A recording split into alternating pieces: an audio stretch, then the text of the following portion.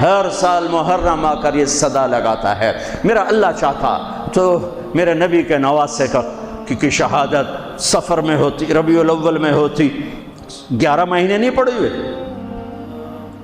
ربیع الثانی میں ہوتی، جمادی الاولیٰ میں ہوتی، جمادی الثانی میں ہوتی، رجب میں ہوتی، شعبان میں ہوتی، رمضان سب سے بہترین مہینہ رمضان میں ہوتی، شوال میں ہوتی، ذوالقعدہ میں ہوتی، ذوالحج میں، محرم میں کیوں رکھا ہے کہ ہر سال، ہر آنے والا سال، ہم تو اندھے ہو کے گزر جاتے ہیں اپنے سال سے، اور جنوری کے سال میں سارے بیدار ہوتے ہیں، ٹھیک ہے، وہ بھی میرے اللہ کا بنایا ہوا ہے، یہ بھی میرے اللہ کا بنایا ہوا ہے، لیکن اس نے اس امت کی جھولی میں محرم کو ڈالا اور باقیوں کی جھولی میں جنوری کو ڈالا۔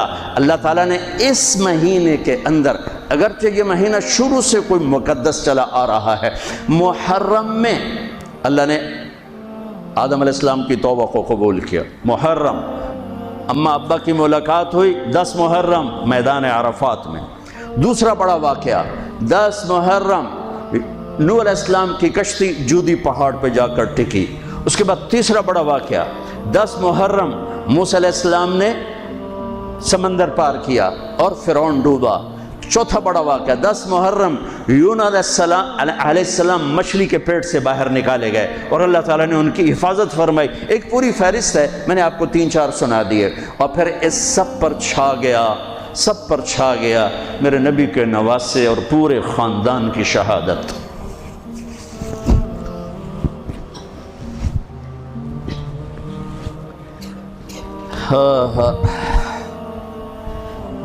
یہ کتنا بڑا خاندان ہے، پہلے یہ سنو۔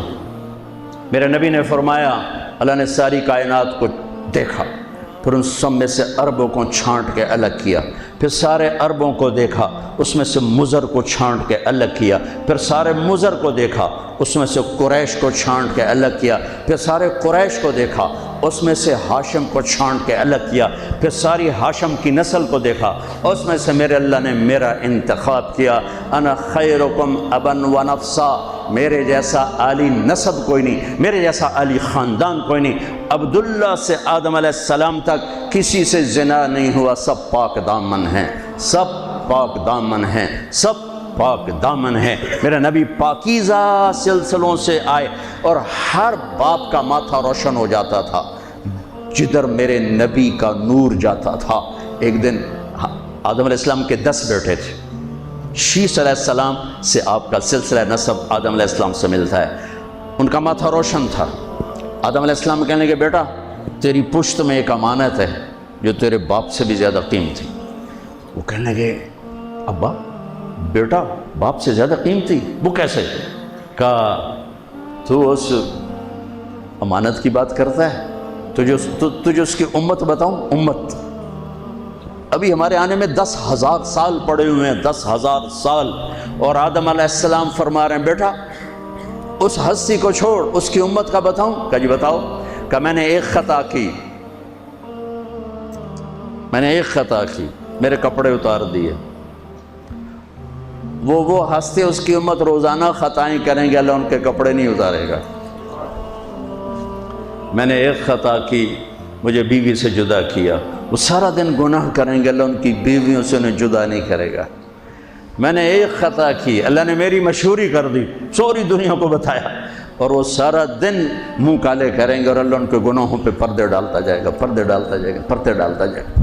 میں نے ایک خطا کی، مجھے جنت سے نکالا، وہ ہزاروں خطائیں کر کے اس کی رحمت سے بخشش پا کے جنت میں جائیں گے۔ میں نے ایک خطا کی، میری توبہ کے لیے 40 برس لگے، اور وہ ساری خطائیں کر کر ایک بول بولیں گے، اللہ معاف کر، اللہ ان کے سارے ہی معاف کرے، اللہ ان کے سارے ہی معاف کرے۔ ہر ایک کا ماتھا روشن ہو جاتا تھا، نور نبوت چمکتا نظر آتا تھا۔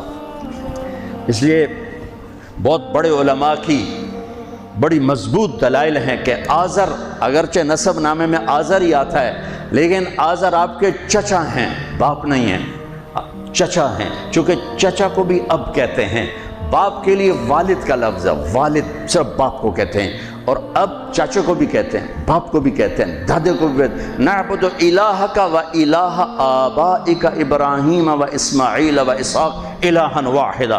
یعقوب علیہ السلام کی اولاد کہہ رہی کہ ہم آپ کے ابا کی کہ رب کی عبادت کریں گے کون؟ ابراہیم، اسماعیل، اسحاق۔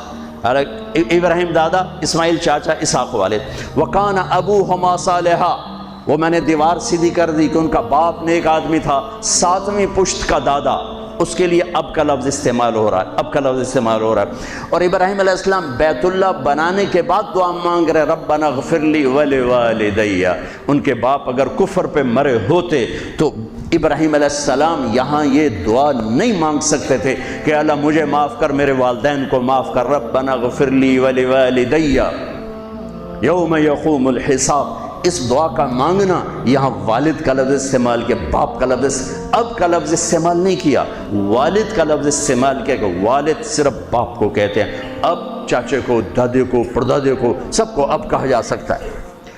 تو بڑے بڑے علماء کی رائے ہے کہ آپ کی نسل میں کوئی بت پرست نہیں آ سکتا، صرف یا دین فطرت ہے یا ایمان ہے، یا دین فطرت بھی ایمان ہے کہ بت پرستی سے پاک ہیں۔ آپ نے کہا سعید بن زید کے والد تھے زید بن نفیل، تو اللہ کے نبی کے آنے سے پہلے انتقال کر گئے۔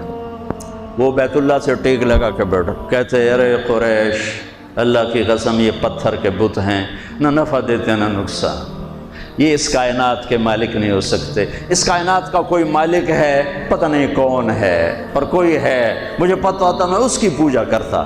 تو آپ نے سعید بن زید عشرہ مبشرہ میں سے 10 بڑے ٹاپ 10 صحابہ، ابو بکر جنتی، عمر جنتی، عثمان جنتی، علی جنتی، طلحہ جنتی، زبیر جنتی، سعد بن ابی وقاص جنتی، عبد الرحمن بن عوف جنتی، ابو عبیدہ جنتی، سعید بن زید یہ جنتی۔ تو آپ نے کہا سعید میں تیرے باپ زید کو جنت میں دیکھتا ہوں، تیرے باپ زید کو میں جنت میں دیکھتا ہوں کہ وہ بت پرستی سے بیزار رہے، تو میرے نبی کی نسل کوئی بت پرست نہیں آ سکتا۔